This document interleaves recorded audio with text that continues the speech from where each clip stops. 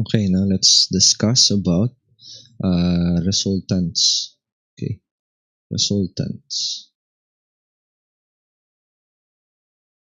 Resultants are simply another word for what I call the sum vectors. Okay, now sum of vectors. Vectors doesn't really have a scalar sum. We call them resultants. That's the right term for the sum of vectors. So, for example, I have here vector A and I add another vector B. We don't simply add the lengths of these vectors, we also incorporate the direction. That's why we have a technique called the graphical technique, where we put the tail of this vector to the head of the other vector. So, okay, like this. So we have here vector A and vector V, and the resultant, what we call the resultant, would be this line here, starting from the tail of A to the head of B. This is the vector A plus the vector V, vector B. Okay, that's the resultant. Now, uh, to solve for the resultant, we can do it like this.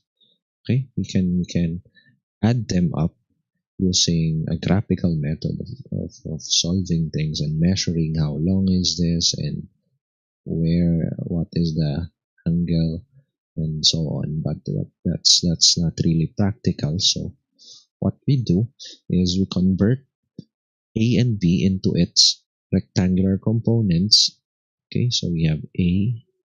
This is the rectangular component of AX, and we have here A sub y, and also the components of B. In this case, it does not have x component, it's just dy, and we add those components up, we get the sum of the x components and the sum of the y components. This in turn, this sum becomes the components of our resultant. And because we are dealing with vectors, this is the components of the resultants. And to get the resultant, it's simply an application of the Pythagorean Theorem.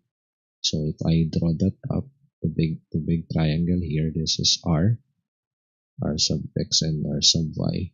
So in order to get the magnitude of our resultant, we just apply a simple Pythagorean formula. R sub x is squared plus R sub y squared. Okay, like that. And since we are dealing with vectors, usually we need to solve for the direction, and usually I want to solve for the direction with respect to the x-axis, so I label it as theta x.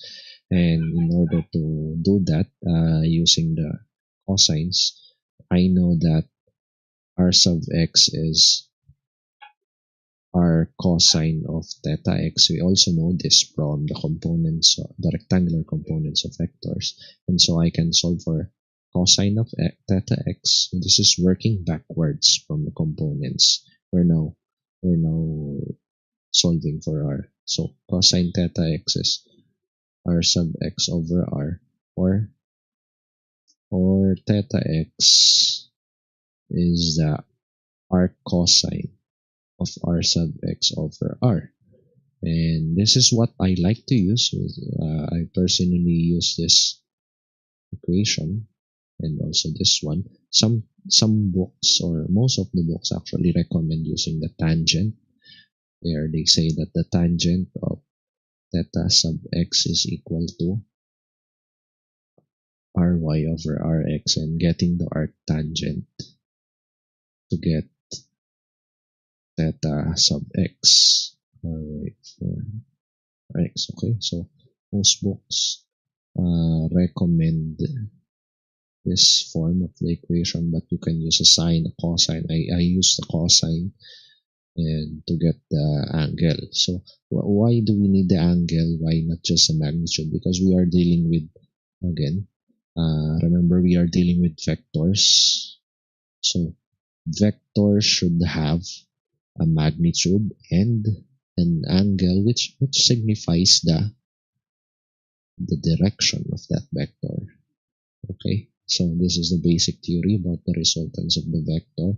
We simply get each individual components, add them up, and the sum of those components would be the component of our resultant.